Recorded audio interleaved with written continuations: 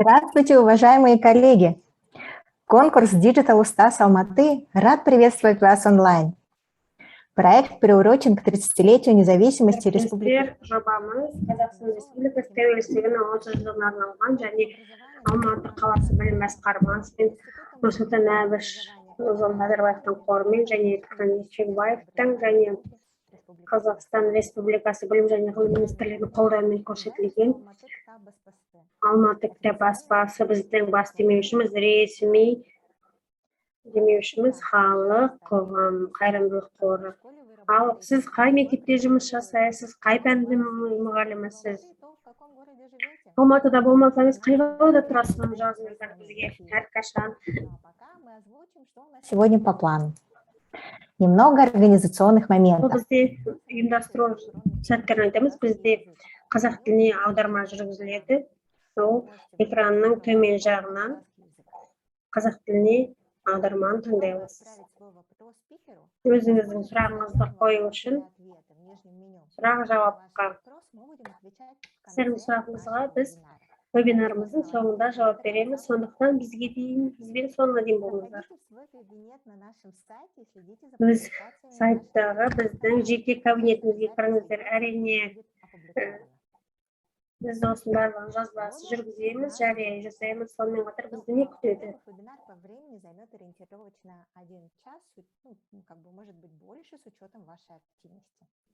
Бір сағат уақыт болады, мүмкін бір сағаттан көп болады. Бірінші кезекте осы жартылай финал және біздің екінші кезеңнің белсенділігін түсіндіреміз. Осы кіріспеден кейін сіздер біздің Нижний Новгород қаласынан келген қонағымыз Нина Николаевна Лескинамен кездесеміз. Соңына сіздердің сұрақтарыңызға жауап береміз.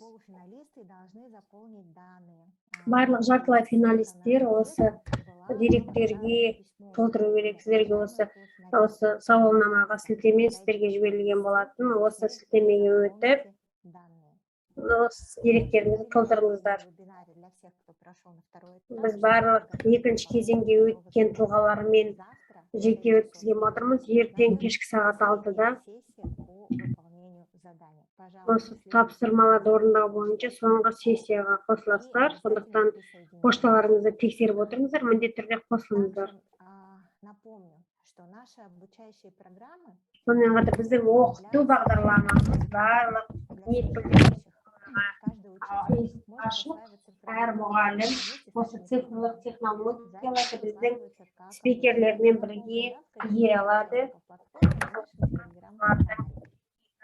Және біздің телеграм арнамызда. Ал енді біз үшінші кезеңге өткендерді көрейік. 30 қатысушыларға үздік біз Digital Устаз Алматы интенсивін дайындаймыз. Қазақстан, Ресейден келген спикерлермен сіздер өздеріңіздің педагогикалық тәжірибеңіздің және сервистерді өздеріңіздің мотивациялық әңгімеңізді жасайсыз. Содан кейін баршаңыз блогер болаңыз. Сонымен қатар құрметті жартылай финалисттер, өздеріңіз жұмыстарыңызды дайындаңыздар. Бар болған 4 күн уақыт қалды. Ал енді біздің вебинар бағдарламасы бүгінгі соңғы сабақпен аяқталады және біздің осы барлық ақпарат сіздер үшін пайдалы болды және сіздің жарты финалға өткендері Каждый из них может улучшить вашу работу для второго задания конкурса. Ну и, конечно же, наша цель не только найти самых цифровых учителей, но и дать практические инструменты тем, кто хочет таковыми стать. Поэтому мы предусмотрели дополнительные активности.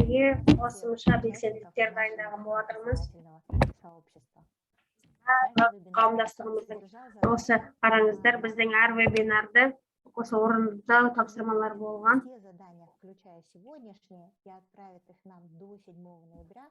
Және бүгін осы барлық тапсырмаларды алып 7-ші қарашаға дейін тапсырса, осы бірінші кезекте барлық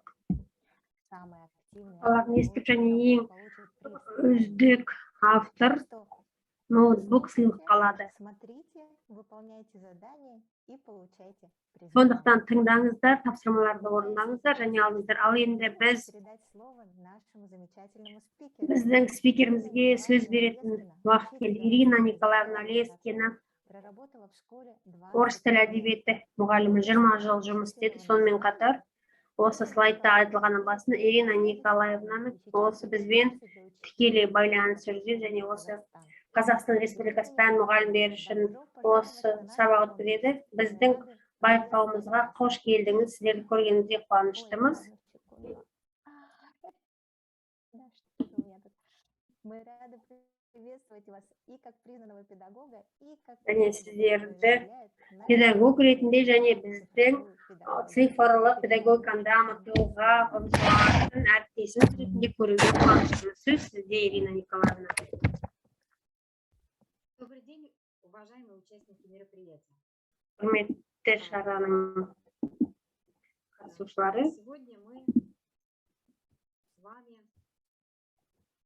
бүгін сіздермен бірге поговорим о педагогическом дизайне урока с использованием цифровых технологий.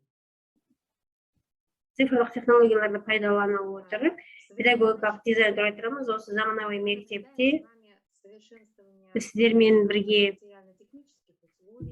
материалдық техникалық жағдайларды көріп, және осы барлық мектептерде осы техникалық мүмкіндіктер бар. Осы интернет ашық желісінде жұмыс жасау, сонымен қатар бізде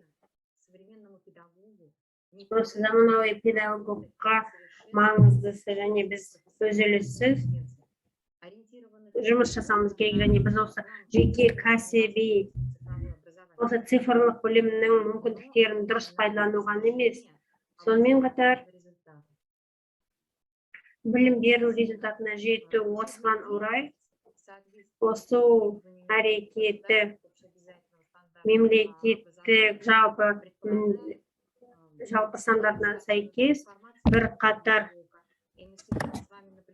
білімнің құрылымы, сабақтың құрылымын трансформациясы талап етеді, және біз күнделікті бізде виртуалды форматта да өзгерістерді көреміз, яғни осындай гибридті осы аралас оқыту, яғни бұл жерде балаларға тапсырма беру және дербес жұмыс жасаусын жұмыс жасау. Және сабақтың өзінде бір мәселелерді шешу қажет. Заман қазіргі таңда педагог жаңа технологияларды белсенді пайдаланады. Оған бірінші кезекте интерактивті инструменттерді пайдалануымыз керек. Ол сырттай оқу, сонымен қатар виртуалды оқу мүмкіндіктерін пайдалануымыз керек. Және осы кезде маңыздысы педагог тарапынан заманауи цифрлық платформаларды пайдалану және осы мүмкіндіктерді пайдалану ерекшеліктері, білім беру нәтижесін орындау қалайша, осы пайдалы және технологияларды қалай пайдалану, оны қайдан позитивті динамиканы жету үшін оны қалай пайдалануға болады, және осы мәселелердің барлығын осы мұғалім шешу керек. Сондықтан біз осыны түсінуіміз керек. Яғни бұл қазіргі таңда сабақ оқу әрекетінің негізгі түрі болуды тоқтатпайды. Сухомлинский айтқандай, сабақ бұл жалпы және педагогикалық мәдениеттің айнасы, оның интеллектуалды байлығы, оның эрудициясының көрсеткіші. Осы заманауи мұғалім осы оқу материалын оңалтып жақсарта алады және өзінің уақытын тиімді пайдаланып,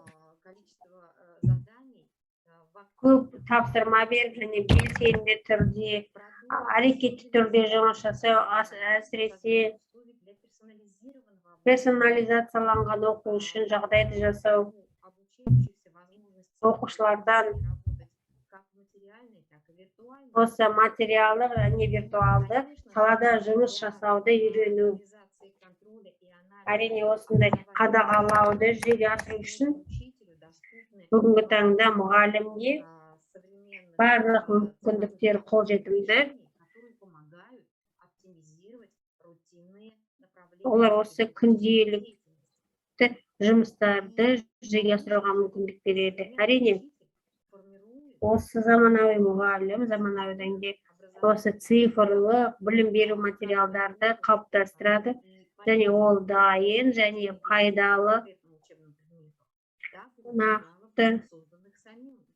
Және сол материалдың өзін қарастыру, әрине біздің осы цифрлық мүмкіндіктер бірінші кезекте біз мотивацияны арттыру үшін, әсіре оқушының мотивациясын арттыру үшін, нақты пән бойынша білімін көбейту үшін цифрлы инструменттер педагогқа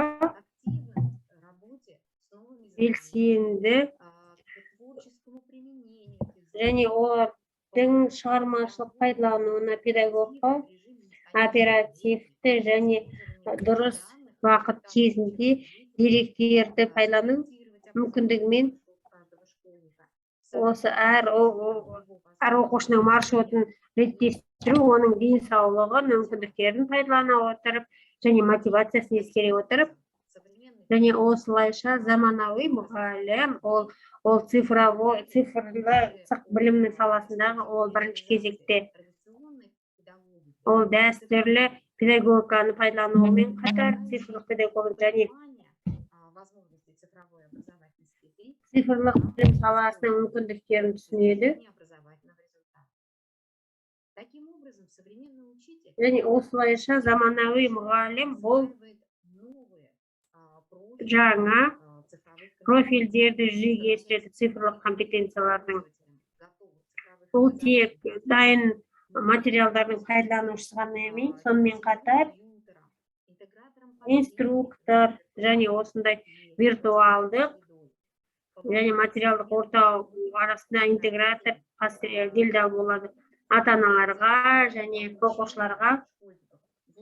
оқушыларды ыңғайлы форматта оқуды ұйымдастырады және оны қызықты және табысты жасау. Заманауи педагог ол цифрлық мәтіндердің аналитикасы болып табылады. Осы цифрлық платформалардың мүмкіндігіне қарай мұғалім түрлі деректерге қол жеткізу мүмкіндігі бар. Біз осымен толығын айтып шығатын боламыз. Сонымен қатар заманауи педагог жаңа дайын цифрлық материалдар пайдалана отырып, өзінің жеке материалдарын жүзеге асыра алады. Әлеуметтік жағдайларды ескере отырып, және заманауи педагог толық курсты жүзеге асыру үшін орта жүзеге асыра алады. Дистанционды форматта. Және осыған орай біз ерекше түрде цифрлық білім беру материалға тоқтап тұрамыз, және цифрлық дидактикалық материалға тоқтайық. Ол не? Сонда бұл цифрлық нұсқаулық, ол бірінші кезекте оқушыға оның ерекшеліктерімен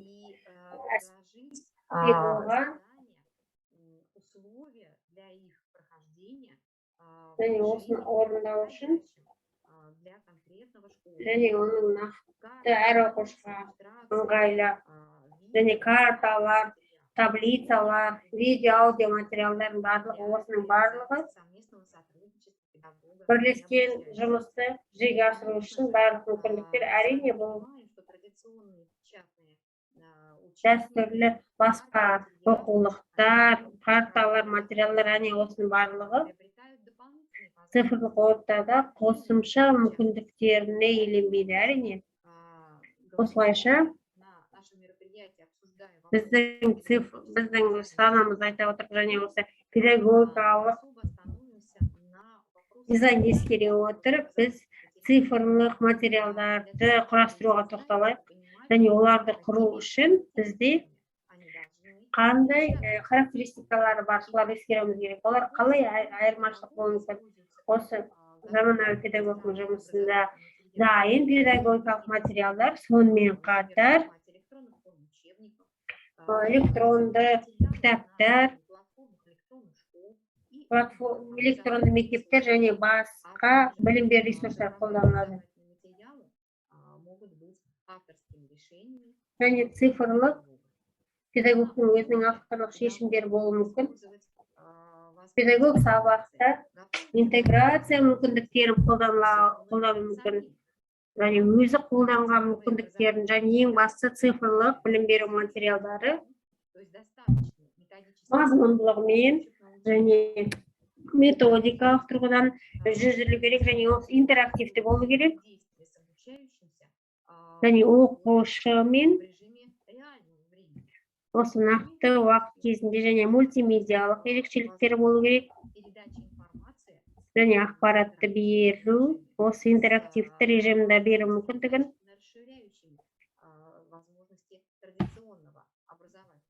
Дәстүрлі.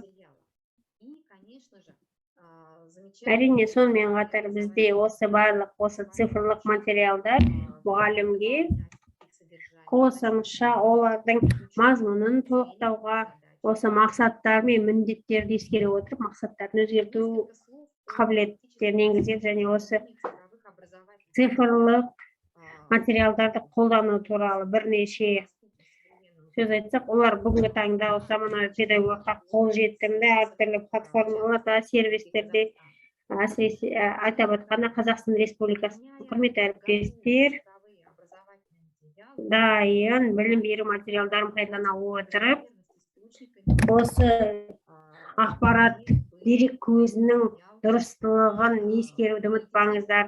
Және сіз осы ақпаратты қайдан алғандарыңызды, қайдан оның сәйкес келетінін, және осы білім әрекетінің мақсаттарына, міндеттеріне сәйкес келуін ұмытпаңыздар. Және оның пайдалануы және оқу саласына рұқсат етілген, және оқытудың жағымды динамикасына әсер етуін ұмытпаңыздар. Сонымен қатар аудио, видео, графиканы және тек тексерілген сапаны, және ешқандай жарнамасыз қолданыңыз, немесе сыртқы ақпаратсыз пайдаланыңыздар. Қызықты факторлердің коллекциясын топтамасын жинаңыздар, және ең бастысы дайын цифрлық материалдарды пайдалана отырып, осы авторлық құқықтарды ұмытпаңыздар. Міндетті түрде сіздің оқу материалдарыңызда сіз көрсеткен дерек көзіне деген сілтемелерді көрсетуді ұмытпаңыздар. Атап айтқанда, егер сіз өз жұмысыңызда, мысалы, цифрлық білім беру контентін жүзеге асырсаңыздар, дәл осы ақпаратты да енгізуіңіз керек осы сабақта. Сонымен қатар осы ұсыныс ретінде цифрлық білім беру материалдарын пайдалану үшін міндетті түрде оқу білімдерін енгізу кезінде түрлі графикаларды, диаграммаларды қолдануымыз керек. Олар визуалды түрде деректерді көрсетеді, қандай да бір болса мәселе туралы деректерді көрсетеді, бір мәселе туралы осы оқушылармен бірге талқылау керек. Және бұл сіздер үшін жақсы материал болады. Сондықтан экранда ақпаратты жүзеге орналастыра отырып, мысалы, сыныпта және басты маңызды ақпаратты оң жақта орналастыруды ұмытпаңыздар, яғни ол міндетті түрде оқушылардың максималды форматта игеру үшін ұмытпаңыздар. Сонымен қатар өзіңіздің цифрлық білім беру материалдарын жүзеге асыру кезінде түрлі креативті шешімдерді қолдануды ұмытпаңыздар. Және біздер осы ерекше түрде сізбен цифрлық инструменттердің мүмкіндіктерін қолданамыз. Олар тек дайын цифрлық материалдарды қолданып қана қоймай, сонымен қатар өздерінің авторлық білім беру құқықтарын енгізеді. Мысалы, біз сіздер бұл жерде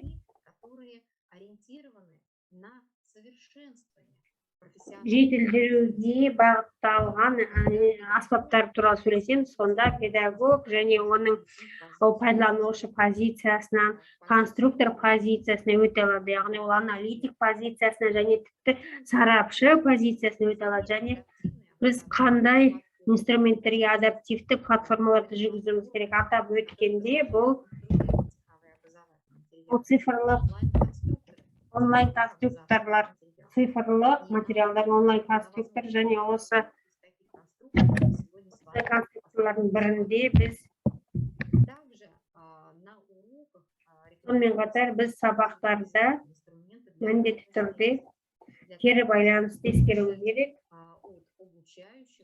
Яғни осы оқушылардан немесе оның ата-аналарынан кері байланысты алу үшін осы нақты сабақтар педагогикалық әрекеттің сапасын естіп және осы әрекетті жақсарту үшін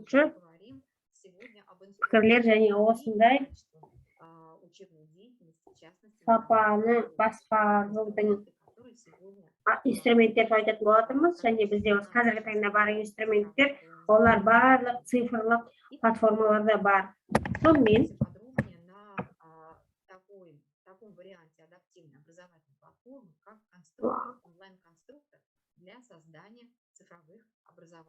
цифрлық білім беру материалдарын құруға арналған конструктор бұл бір оқу кеңістігіне бір кіру мүмкіндіктер болуы мүмкін, және бұл осы материалдық, виртуалдық, сонымен қатар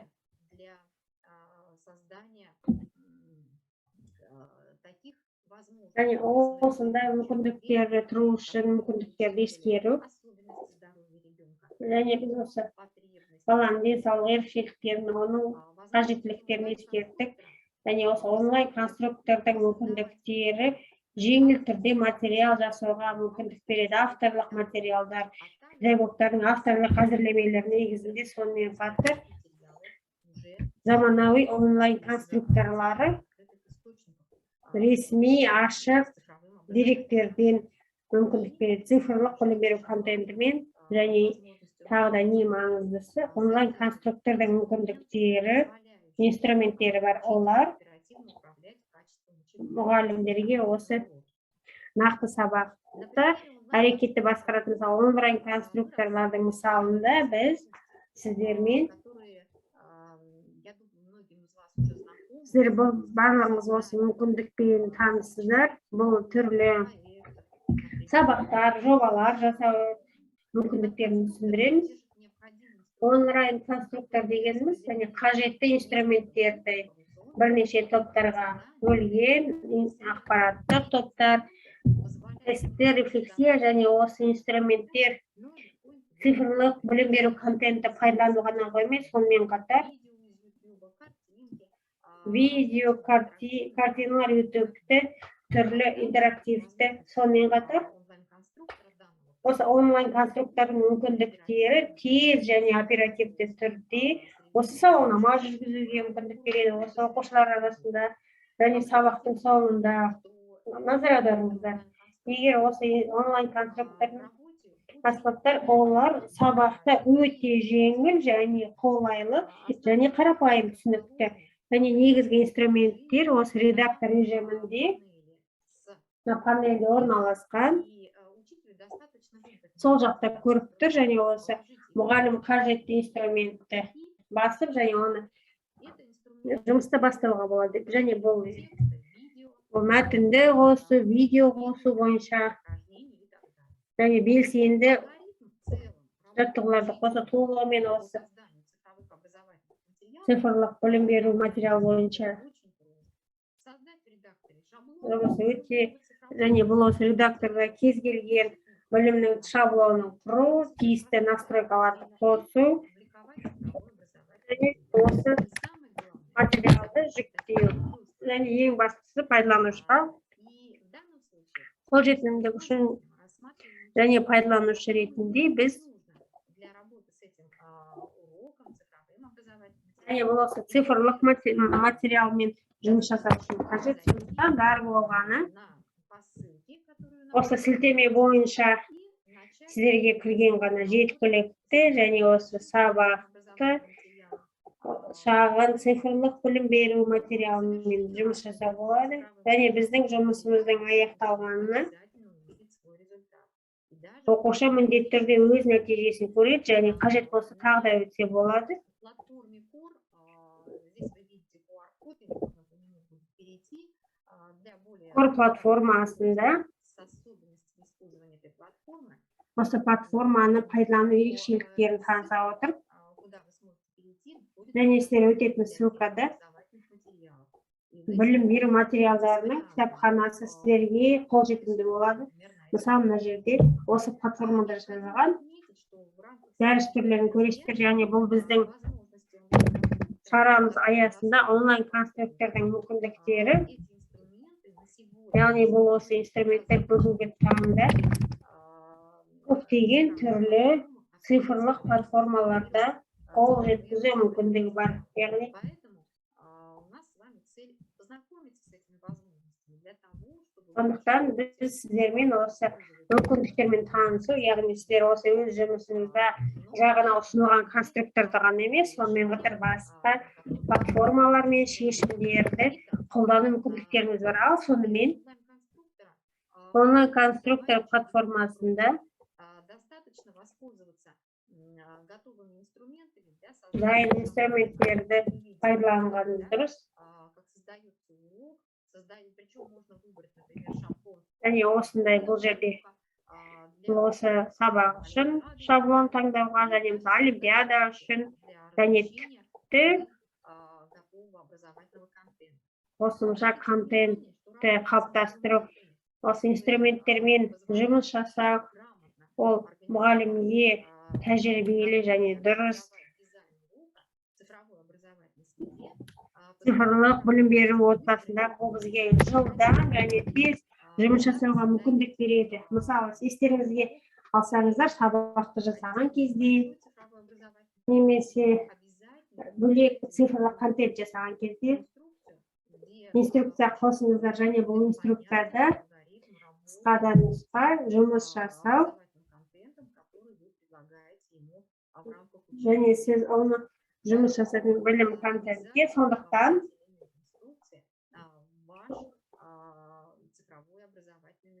сіздің цифрлық материалды міндетті түрде қосыңыз. Мүмкіндіктерді пайдалану кезінде оқу әрекетінің нәтижелерін тексеру үшін цифрлық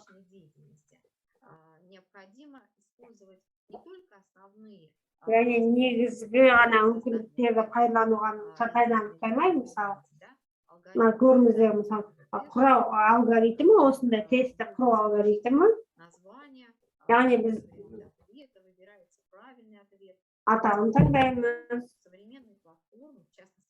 және осы платформаның барлық мүмкіндіктері педагогқа тез арада қысқа дайын тестке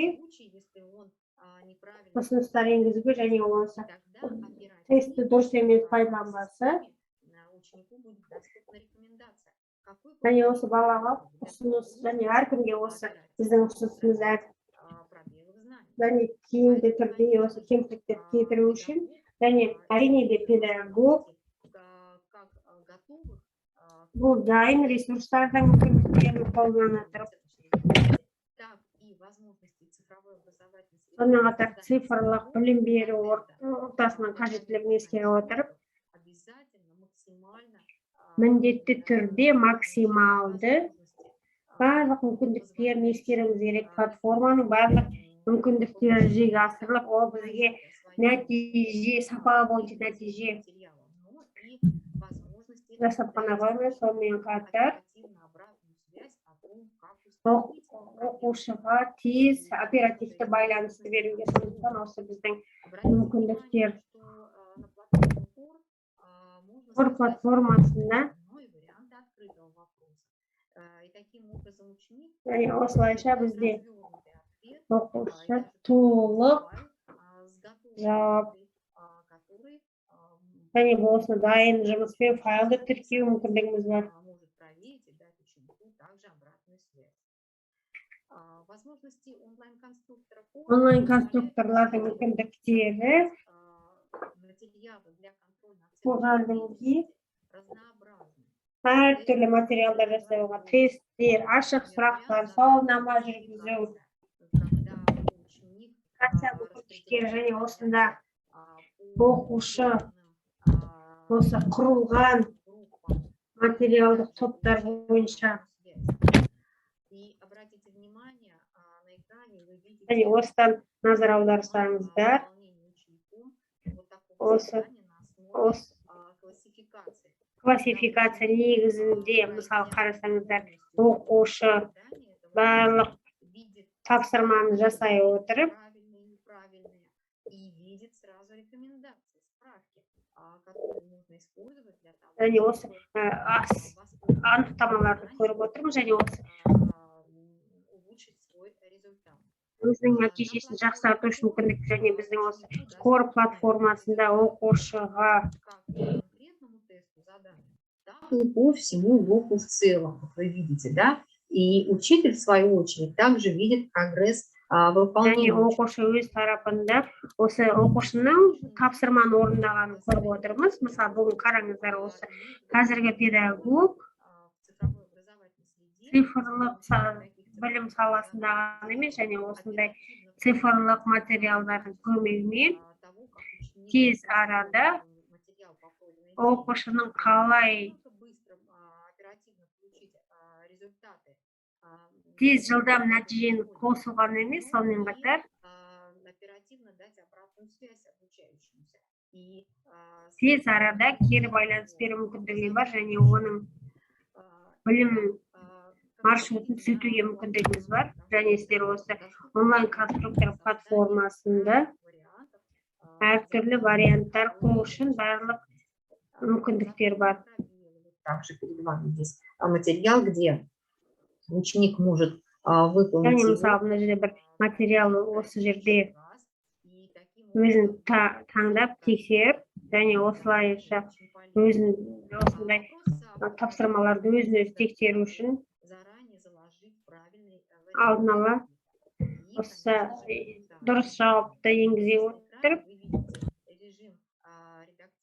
және өздеріңіз экранда көріп тұрсыздар, педагог жасап жатқан доступным обучающимся по итогам прохождения не только ответ, но и комментарий, и возможность попробовать пройти задание еще раз.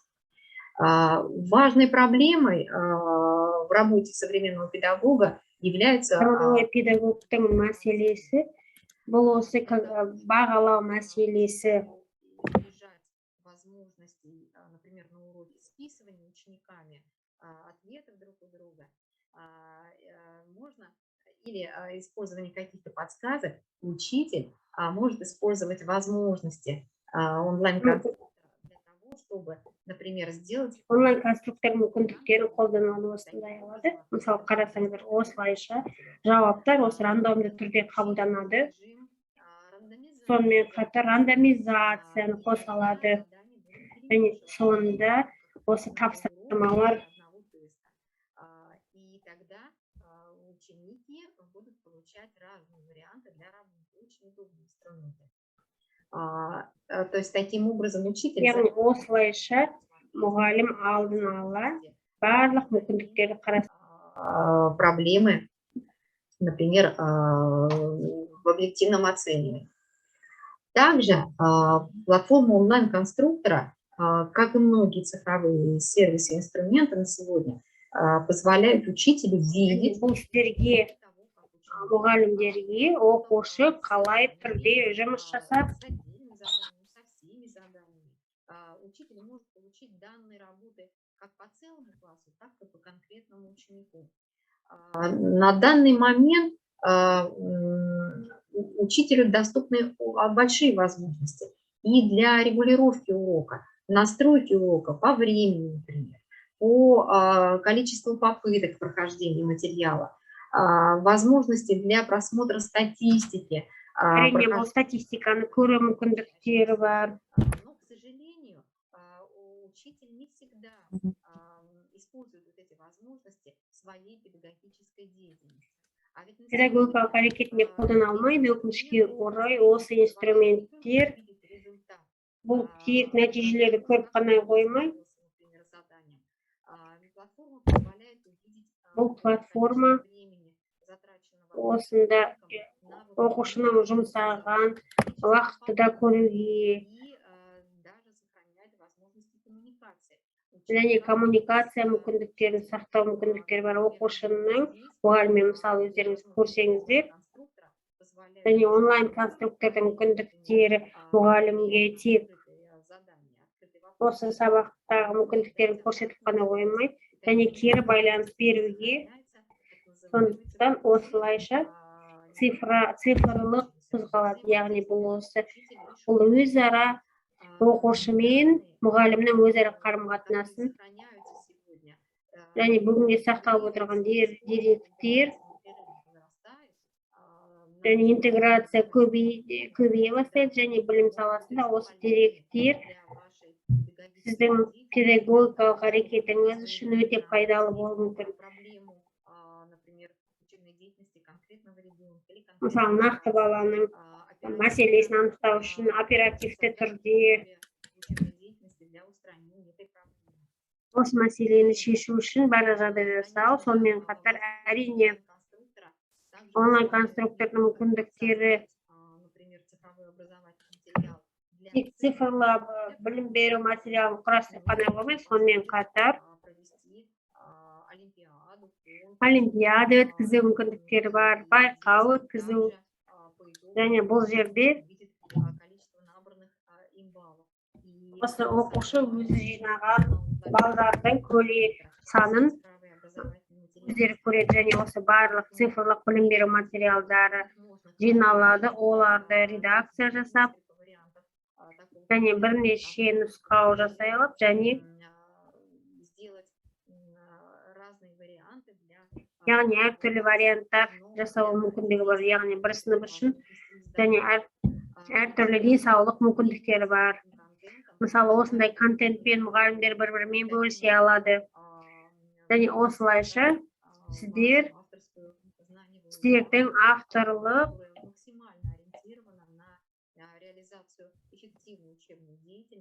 және тиімді нақты сыныптағы нақты әлеуметтік жағдайда осылық барлық мүмкіндіктерін ескере отырып,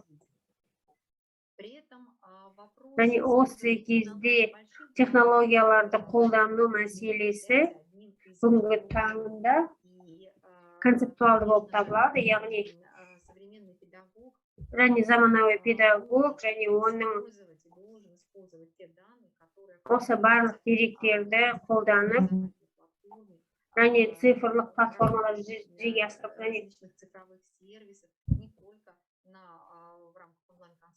және тек онлайн конструктор аясында емес, сонымен қатар басқа платформаларда, және осы деректерді барша мектепте қолдану, және осы нақты мектеп бойынша, нақты сынып бойынша, және оған вариативті контент енгізу.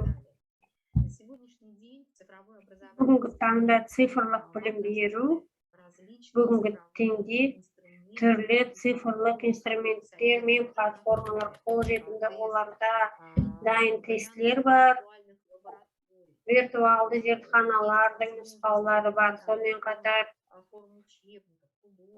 түрлі оқулықтар және электронды форматтағы осы интерактивті білім беру қосымшалары, видео сабақтар қолжетімді, және назар аударсаңыздар, яғни цифрлық платформалық шешімдер, сервистер осы көпшілігінде өздерінде сіздерге осы аналитикамен қалай оқитын тұлғалар осы контентті өзінің оқуында қалай қолданады, және осылайша сіздерге аналитика Тек осы білім саласында ғана емес, сонымен қатар осы аналитиканы сіз комфортты жағдайларды жүзеге асыра аласыз. Осы арада назар аударыңыздар. Цифрлық білім беру материалдарын құру кезінде және басқа платформалық шешімдерді қабылдау кезінде біз түрлі деңгейде немесе міндетті түрде сабақтың соңында модульдік қарастыруымыз керек. Яғни осының аясында сіздер кері байланыс аласыздар оқушыдан. Яғни оның қандай мүмкіндіктері болды, қандай кемшіліктері бар. Және осы кері байланыстың нәтижелері цифрлық ортада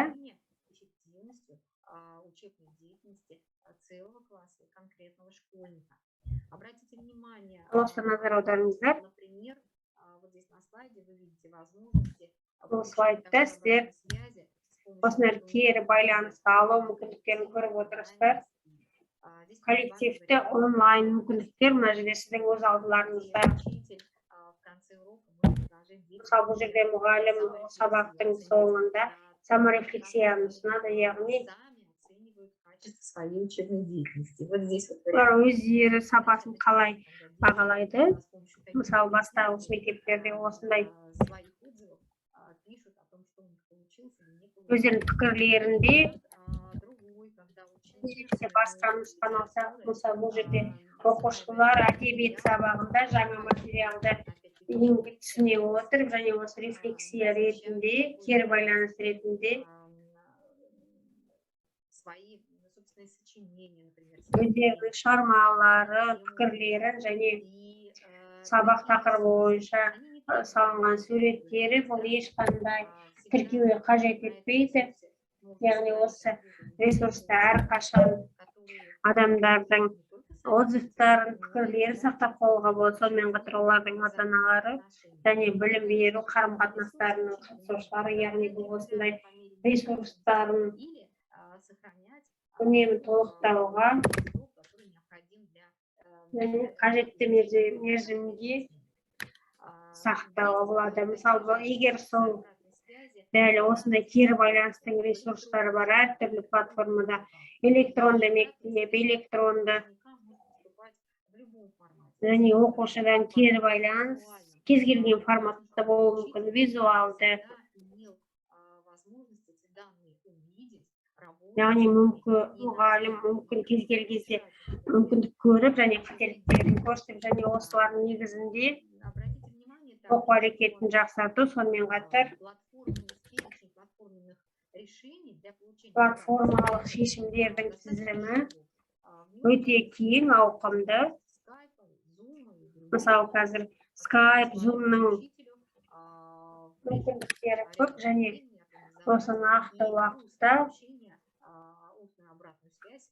осы кері байланысты алуға оқушымен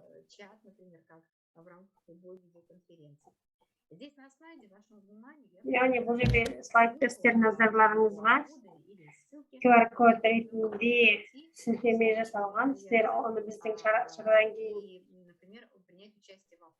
кіріп танысып және сауалнамаға қатысу мүмкіндіктеріңіз бар.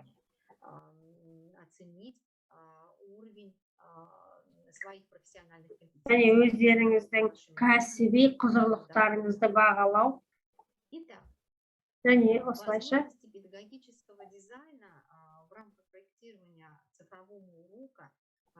педагогикалық дизайнның мүмкіндіктері бірінші кезекте оқушылардың білім беру мүмкіндіктерін кеңейтуге және трансляциядан осы интерактивті әсер етуге және жекеленген білім беру үрдісіне жағдай жасау.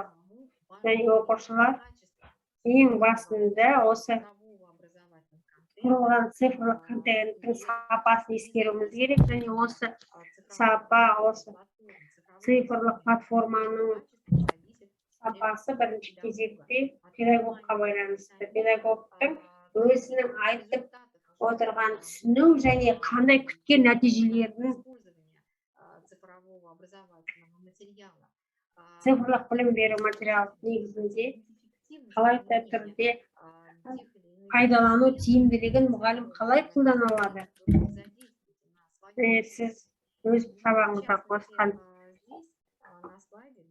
және бізде слайдты сіздердің осы жұмысыңыз үшін индикаторлар ұсынылған. Тиімділік индикаторлары для того, чтобы проверить, насколько грамотно использован в уроке тот или иной цифровой образовательный материал, инструмент и так далее. Инструменттің, білімнің осы сабақта қалай дұрыс пайдаланғанын енгізіп, біріншісі оқу әрекетінің нәтижелерін, тиімділігі және осы тез арада нәтиже көрсету, яғни нақты уақытта жағымды динамикасы оқудың, мектептің және әрине де ата-аналардың және оқушылардың оқу әдісінің сапалы өтуіне деген жауапкершілігі.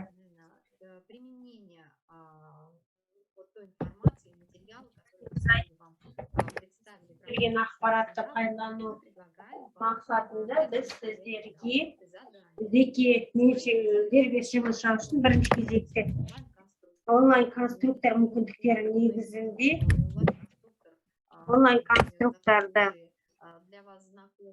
өздеріңізге белгілі онлайн конструкторды және бұл жерде барлық мүмкіндіктерін пайдалану және кері байланыс үшін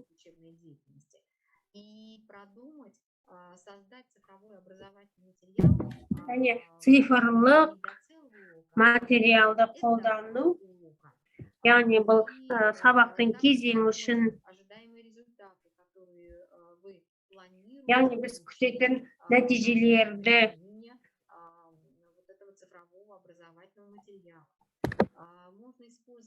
және осыдан да интеграция жасауға болады.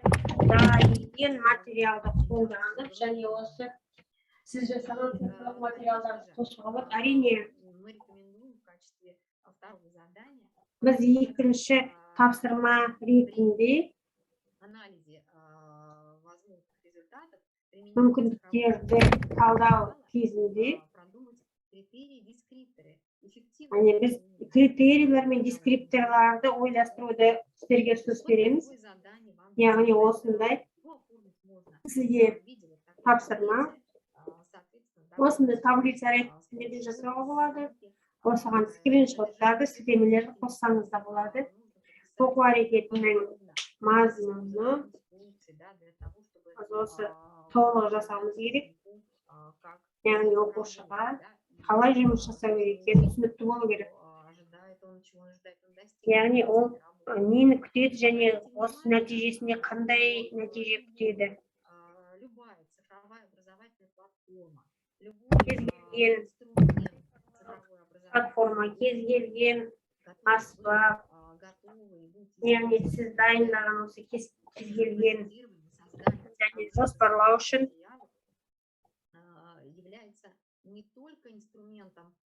бұл тек бұл проекция жасауға арналған аспап болып қана қоймай, және осы мүмкіндіктерді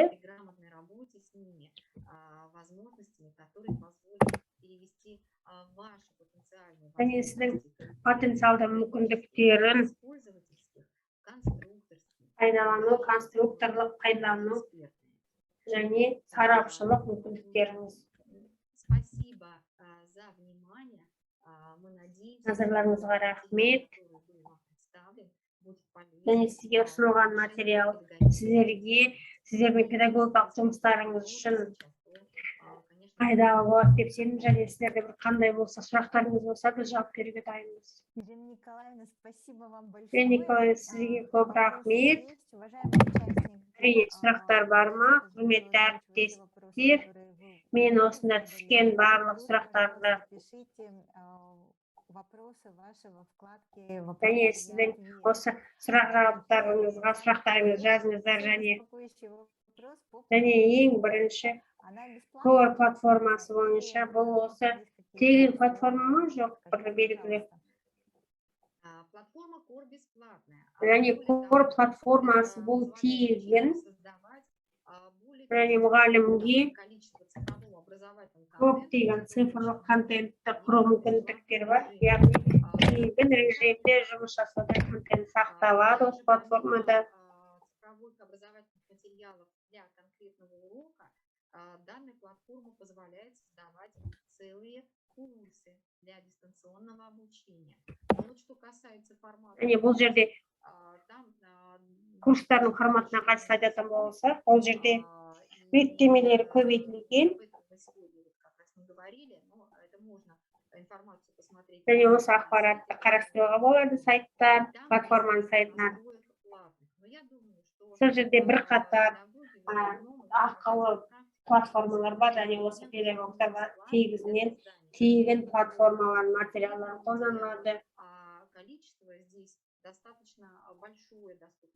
Және бұл жерде тегін жұмыс үшін көлемінде үлкен. Және Core сайтында жұмыс ыңғайлы болу үшін мүмкіндік берген. Ал енді айтасыз ба сізге? Правильно мы поняли, что, собственно, задание не обязательно выполнять именно на Core. Яғни бұл осы Core немесе басқа платформада жасағанымыз дұрыс па? Привык пользоваться уже. Да, конечно. Әрине, біз түсінеміз бүгінгі таңда онлайн конструктордың нұсқалықтары осы өте көп. Және олардың да инструменттері, аспаптары сәйкестігі бар, сондықтан осы тапсырманы Core платформасында жасау қажет емес, міндетті емес.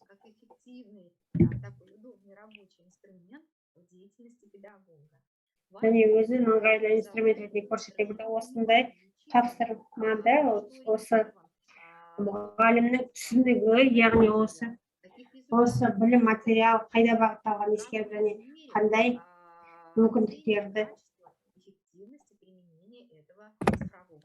Және осы цифрлық білімді пайдалануды қалай бағалайды?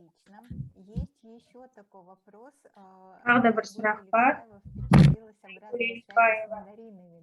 И спрашивает, какой веб ресурс при этом использовался. Сіз қандай ресурсты қолдандыңыз осы кезде деп сұрайды? Ресурс использовался при создании Ресурс. Ученики мандаринки расставляли. Кері байланыс бойынша бізге мынандай кері байланыс көрсетті. Яғни осыған қажет болса қайталамыз, бірақ бізде презентациялар бәрі қолжетімді болады. Бұл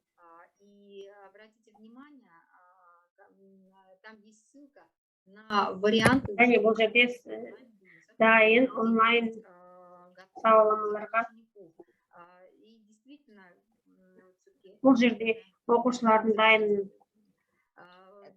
Лучше, наверное, вернуться. Әрине осыған егер сіздер рұқсат етсеңіздер, онда біз қайтайық. Қараңыздар, әріптестер, біріншіден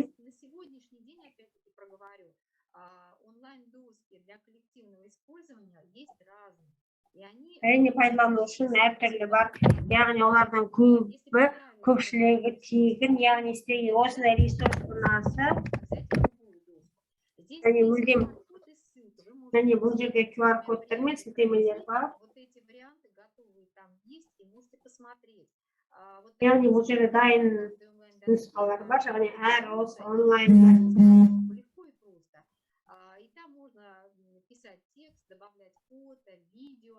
Ол жерде текст жазып, фото, видео қосу мүмкіндігіңіз бар, және біз осы стикердің орнында. Және бұл жерде мандарин емес, алмады, және тағы да басқа мүмкіндіктерді көрсетеміз бар. Осы бастауыш мектеп мұғалімдер үшін. Яғни бұл осы баланың жас ерекшеліктерін ескеруіміз, және бұл осы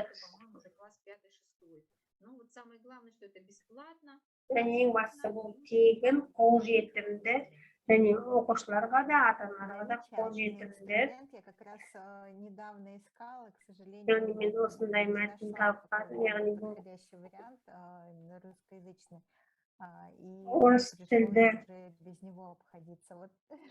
В следующий раз буду Аны использовать. келесі жолы осыны пайдаланатын боламыз. Еще один вопрос. Попросили Және вернуть тағы да слайд с бізде бір домашним сұрақ, заданием, чтобы его могли және үй тапсырмасы бойынша сделать слайдқа скриншот. Уважаемые оралсаңыздар, участники, да, құрметті пожалуйста, оқытушылар, делайте скриншот скриншот, жасаңыздар. Бұл үй жұмысының және бұл осы жазба бірнеше уақыттан кейін пайда болады. Сондықтан сіздерде как у участников очного, да, присутствующих на вебинаре. Вот. И вопрос был высылать задания по электронной және почте. бұл осы тапсырмаларды 7 қарашаға дейін жіберу керек па? 7 қарашаға дейін. Платформа Core называется. Core. Да, но Core атты платформа. Бірақ сіздер кез келген басқа платформаны қолдана аласыздар. Ответ на вопрос Назиры Бастановой, да? Яғни бұл Бостанова Назираның сұрағына жауабымыз. Және құрметті әріптестер, өздеріңізге басты сұрақ қойыңыздар. Өздеріңіздің цифрлық материал дайындаған кезде не үшін, қалай түрде осы аспапты сатып алдыңыз? Және И вот еще по названию этой нашей интерактивной доски. және біздің интерактивті Да, правильно? линаринг, дұрыс па? Linaid.com. Да, вот. Да, и он быстро Linaid.com. Яғни бұл браузерде тез қолжетімді болады. Да, уже поделились ссылкой. Юлия, спасибо вам большое. Яғни Юлия, сіз сілтемен бөлістіңіз, рахмет. Және осыны аяқталмаймыз. Сейчас еще какие вопросы есть. Так, как и куда выслать заполненное задание, я Толтырылған позже. тапсырманы қайда жіберем керек деп жазыпты. Очень много благодарностей. Өте көп, Ирина Николаевна, сізге өте көп. Посмотреть.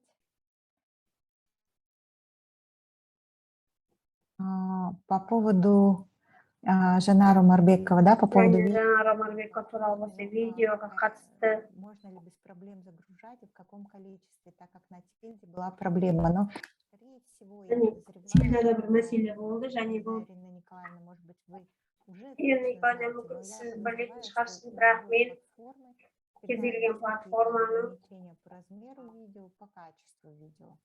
по поводу видео. Яғни видеоны мақсат болсақ, егер бұл Core платформасында болса,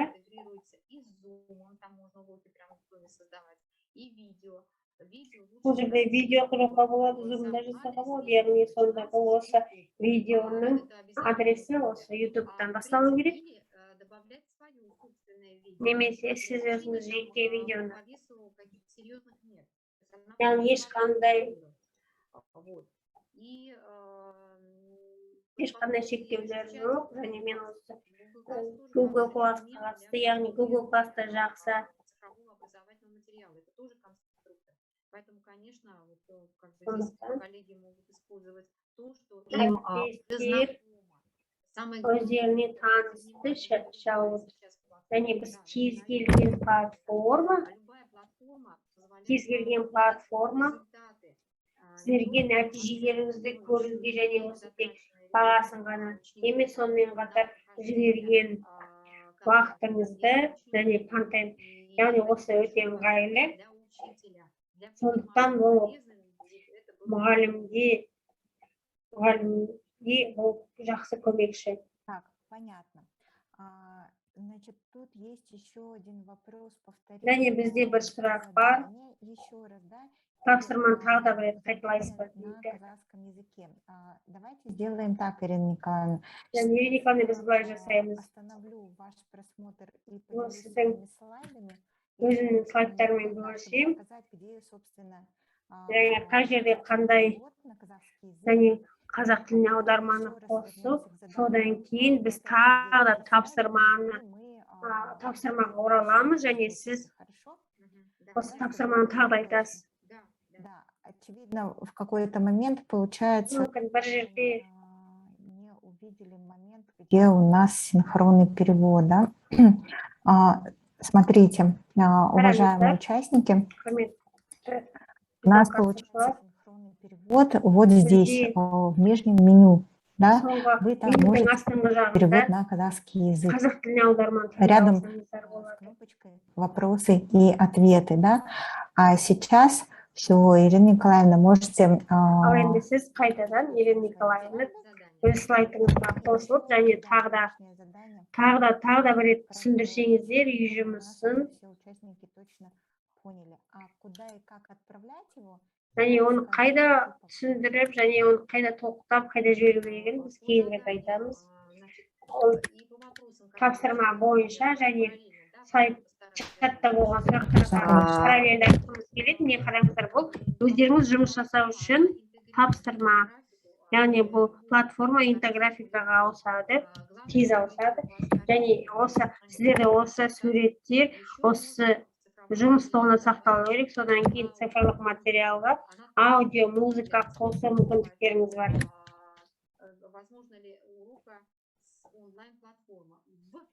Сондықтан онлайн платформаның ішінде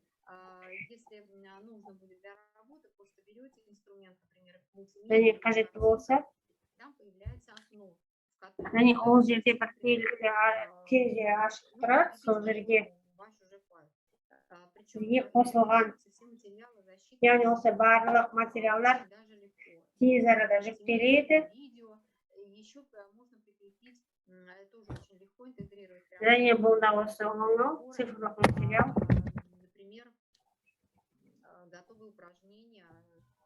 Мысалы бұл дайын ресурстар, Learning Apps, және осы көптеген педагогтар оны пайдаланады, және бұл өте жеңіл. Және тапсырмаға қатыстайтын болсақ, тағы да айтып түсіндірейін. Сонымен өзіңіз жұмыс жасау үшін қандай тапсырма? Цифрлық білім беру материалды құруымыз керек. Онлайн платформаның мүмкіндіктерін ескермей отырып, онлайн конструкторды қолдана аласыздар.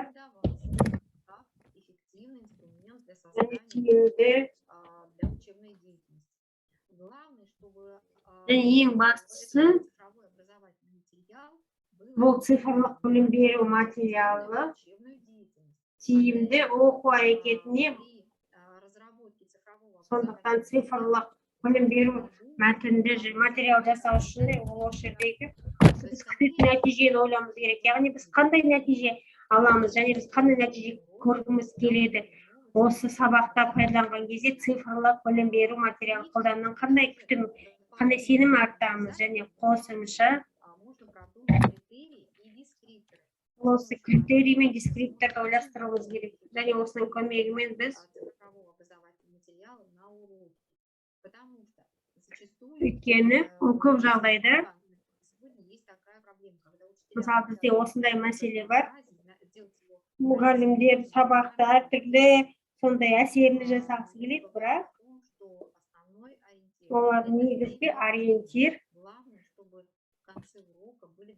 яғни бұл сабақтың соңында позитивті динамикаға әсер етуіміз керек. Яғни мұғалімдер және олардың ата-аналары оқушылардың әрекетіне қанағаттандырмай және осындай сан-тиындарды орындау, яғни осы тапсырманы рәсімдеу бір мәтінмен немесе осы барлық кезеңдерді атап өту. Осы кезеңдерді ескеріп толтыруымыз керек. Егер сұрақтарыңыз болса, барлығы түсінікті сияқты.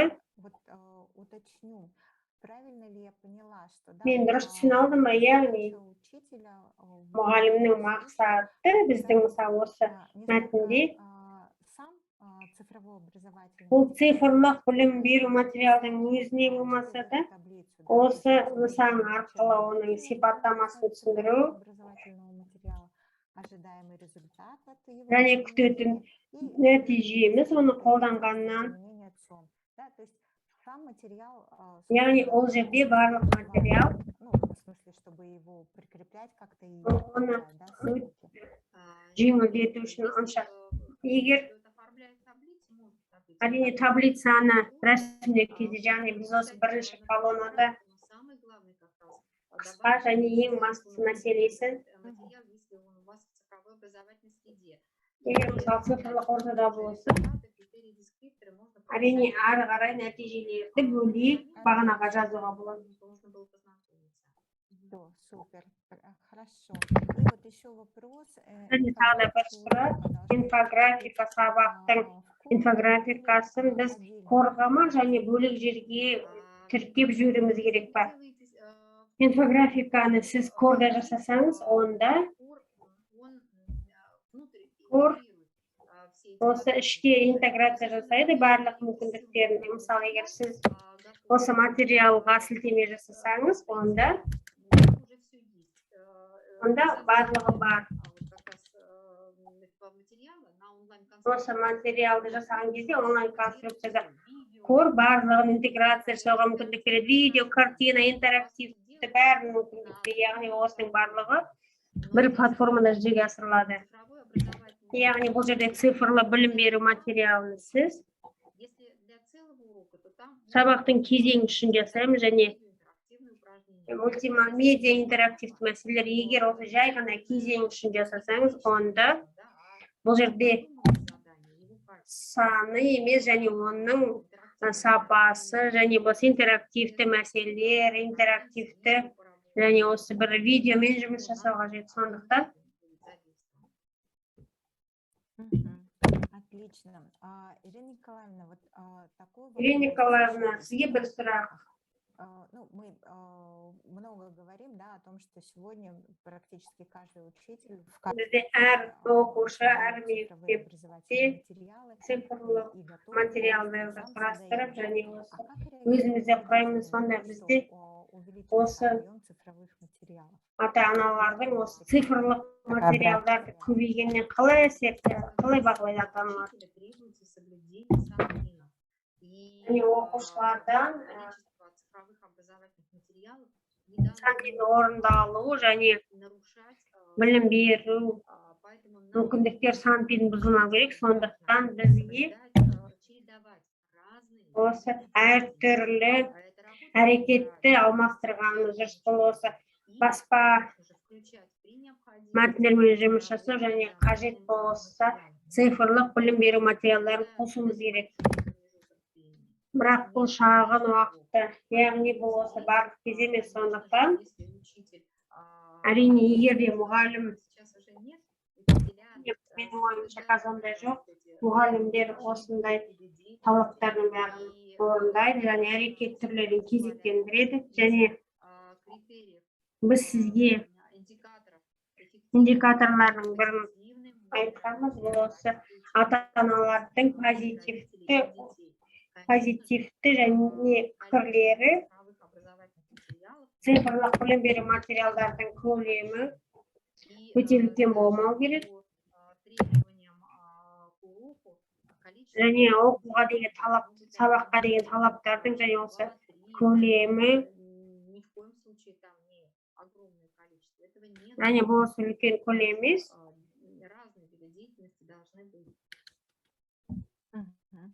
Және әртүрлі деректер болу керек. Және тағы да бір екі сұрақ қойсақ, әрине цифрлық білім беру материалдар дұрыс, қажет, өйткені олар жай ғана материалдарды ғана беріп қоймай, бір мақты. Сонымен қатар олар бізге цифрлық дағдыларды қалыптастырады. Уақыт өте келе олар жиі қолданылады. Сонда материалдардың сіңіп кетуі бізге қандай, оны қалай пайдалану және соңды пайдалана отырып, және бізде осы заманауи таңда осы барлық визуалдар, сондықтан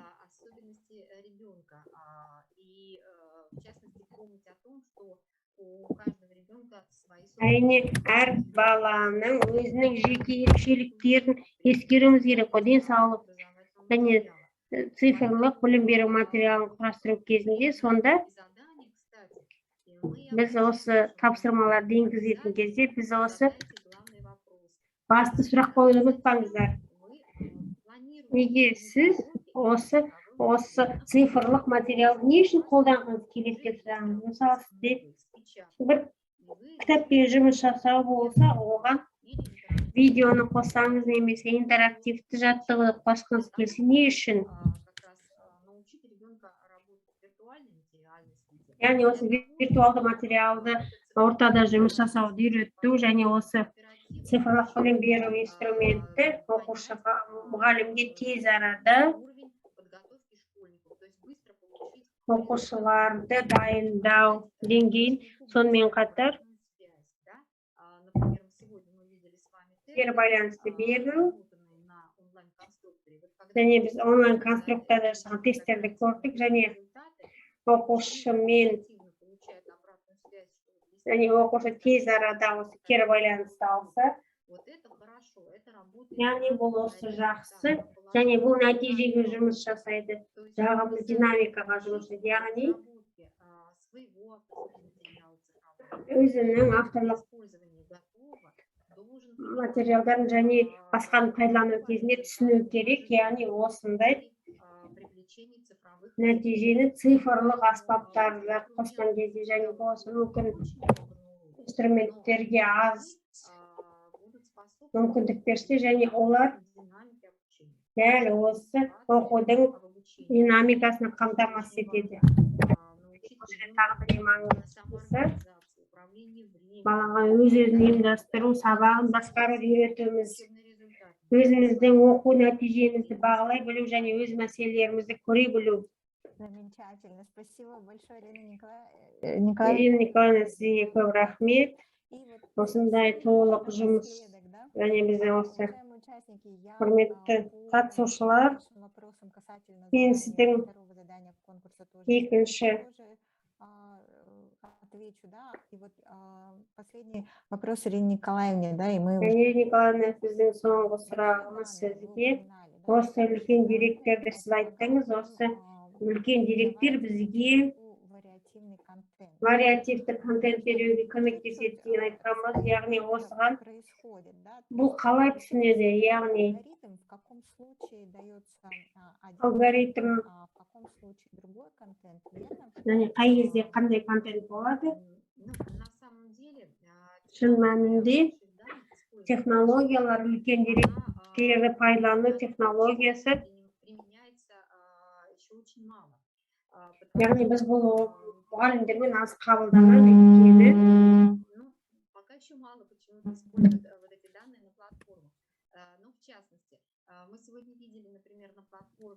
бүгін біз платформада, мен сізге қазір көрсетемін, мұғалімге осы тапсырмаларды орындау көрсететін. Мысалы, қараңыздар, көптеген платформаларда осы электронды тест берген кезде, мысалы, Кор платформасында осыларға дәл осындай жауап сұрақ беремін. Мысалы, оқушы кірген кезде, олар осы нақты уақытты көрген кезде, мысалы, біз қай кезеңдерде, мысалы, оқушы қай тапсырмада тұрғанын, қайсы тапсырманы шешіп жатқан, және тез арада кері байланыс бере аламын. Ары қарай мұғалім тек осы бағалауды ғана қормай, сонымен қатар осы кірген қанша рет осындағын, қанша жұмысқа уақыт кеткенін, және мүмкін болса, мысалы, егер аз уақыт жұмсаса, ол мүмкін, ол осы жаттап үлгермеген. Мысалы, оқушы тапсырманы орындай алмаса, және біз осы жаттығу үшін, мысалы, осы көптеген мүмкіндік берсе, және осының барлығы сапасы туралы көрсетеді. Сондықтан артық болмау керек, барлығы қалпында болу керек. Сондықтан үлкен деректер бүгінгі таңда, үлкен деректер көп кезеңді көреді. Причем данные разные, данные о оценке, данные о качестве работы с контентом и данные об обратном. Контентпен көрсету және Следующий этап это және келесі кезектер, және осының барлығын көрсету және нәтиже жасау, интерпретация енгізу. Егер осы платформа бізге коммуникация жасауға мүмкіндік берсе,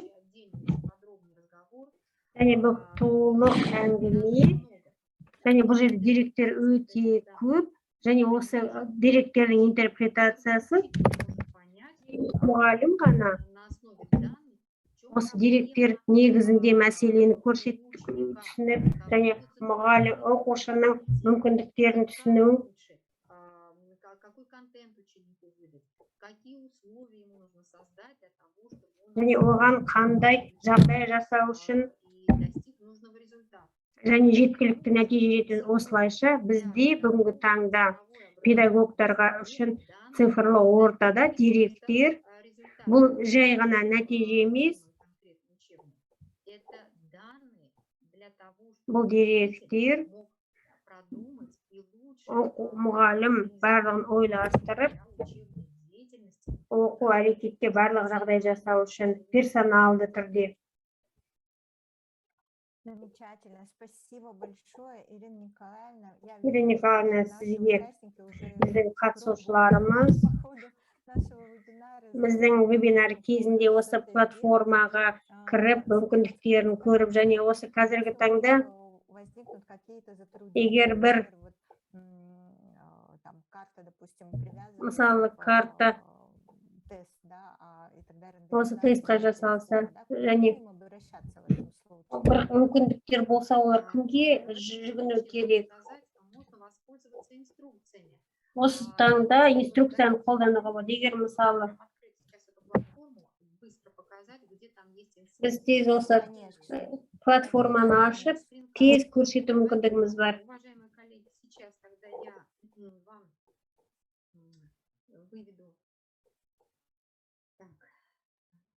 Әріптестер, сіздерге қазір постараюсь очень быстро зайти на эту платформу. Осы платформаға тез кіруге тырысамын. Бір минут. И покажу эту. Ирина Николаевна открывает платформу. Ирина Николаевна платформаны ашқанша, құрметті әріптестер, құрметті қатысушылар, біздің екінші тапсырма бойынша барлық сұрақтарыңызды вы сможете задать завтра в 6 часов вечера. Ертең қоя аласыздар сұрақтарыңызды. Электронды пошталарыңызды тексеріңіздер. Ертең сіздерде соңғы күндеріңіз болады. Осы тапсырма бойынша сұрақтарыңызды ала аласыздар. Қараңыздар, құрметті әріптестер, міне мен платформаны платформасы көрініп тұр ғой сіздерге? Көрініп тұр. Не қараңыздар. Мысалы, әрине сұрақтар пайда болады. Бұл жерде Core платформасы, бұл жерде шешімдер,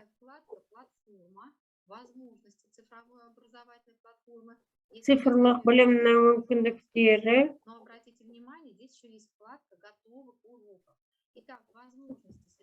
және бізде болса мүмкіндіктерін ашамыз. Осы инструменттермен қалай жасамыз керек? Барлық инструкциялар осы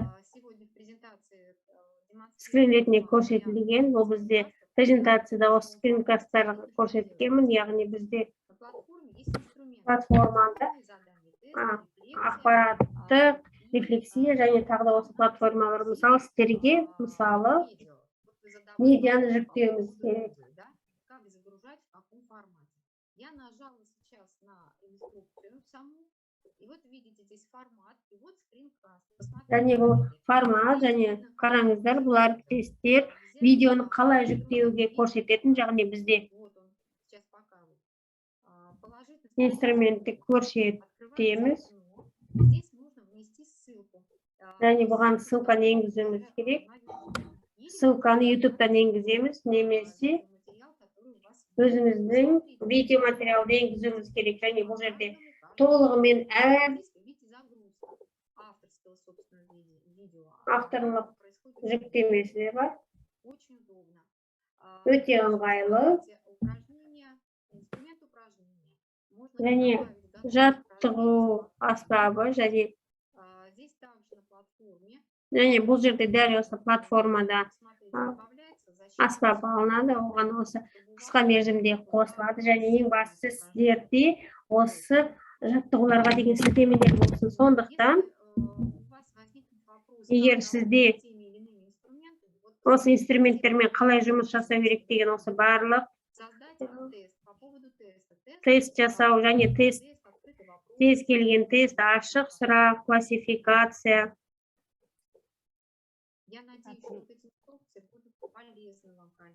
Яғни осы нұсқаулықтардың барлық сіздерге пайдалы болады деп сенеміз.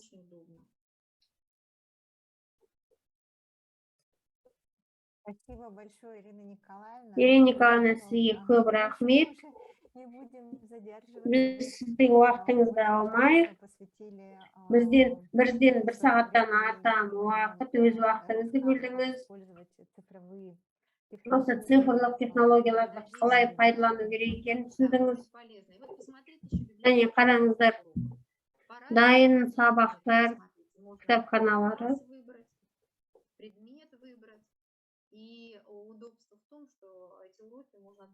Және осы сабақтарды өзімізге де жасап,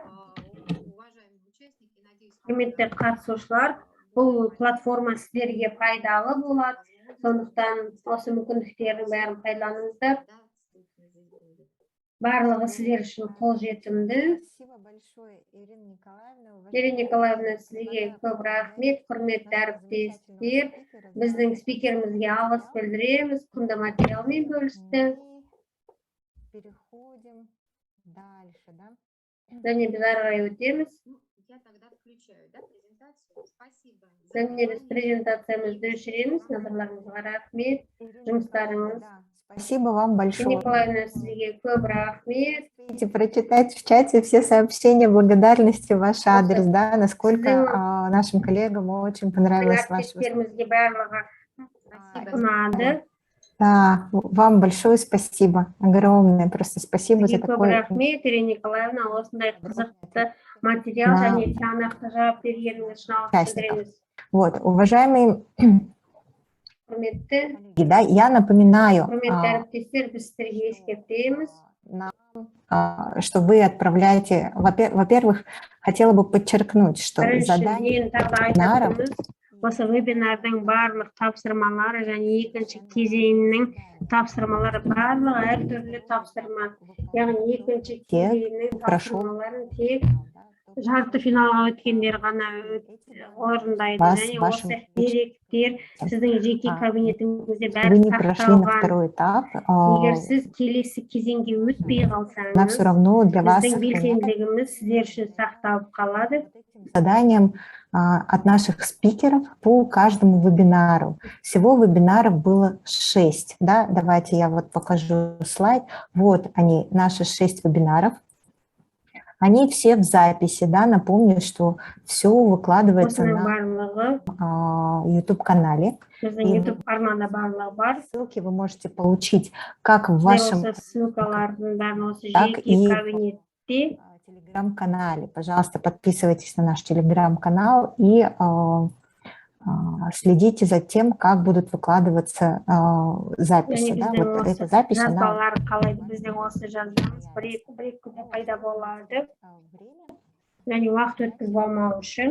Сегодня был, вы можете приступать к выполнению.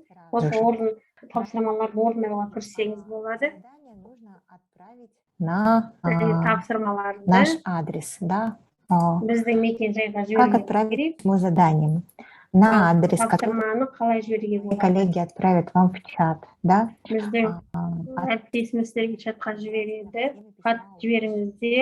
Міндетті түрде тақырыбында вебинар деп жазыңыздар, тақырыбын өзіңіздің аты жөніңіз, тегіңіз жазыңыз.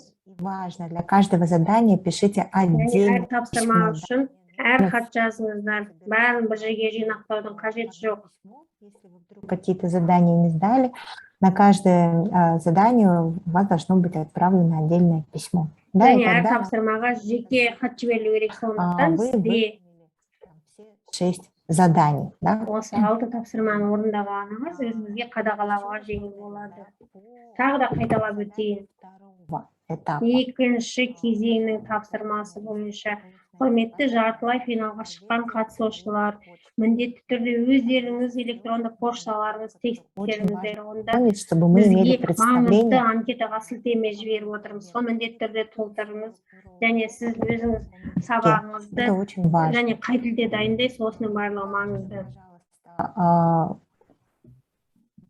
Присоединяйтесь к завтрашнему вебинару в 6 Біздің часов. ертеңгі вебинарға қосылыңыздар сағат 6-да. Біз оған сілтемені жақын уақытта жібереміз, ертең Да, чтобы таңертең жібереміз. Яғни сіздер вы сможете задать все свои және вопросы. сол жерде сіз өздеріңіздің Инфографики, платформа, инфографикаға қатысты сұрақтарыңызды нескольких платформ, да, және бірнеше платформалардан да, которые открываются, ну, как бы при скачивании и так далее. Вот на все эти вопросы және осы сұрақтардың бәріне Руслан Адилханович Картабанов, он Біздің ответит на все Руслан Әділханұлы барлық сұрақтарыңызға жауап береді.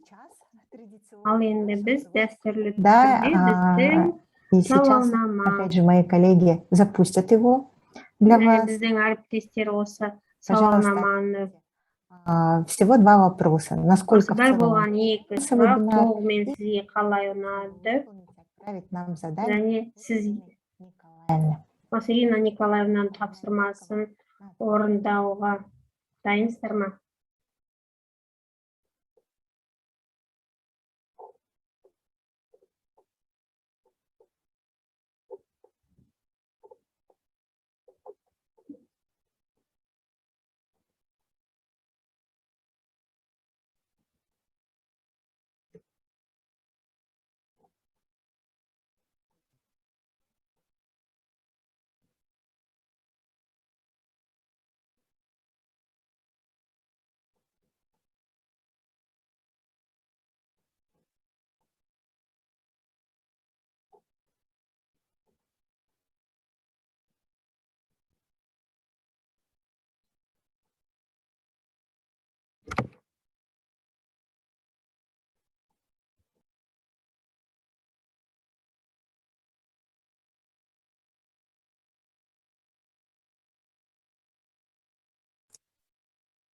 Думаю, можно уже завершать наш опрос.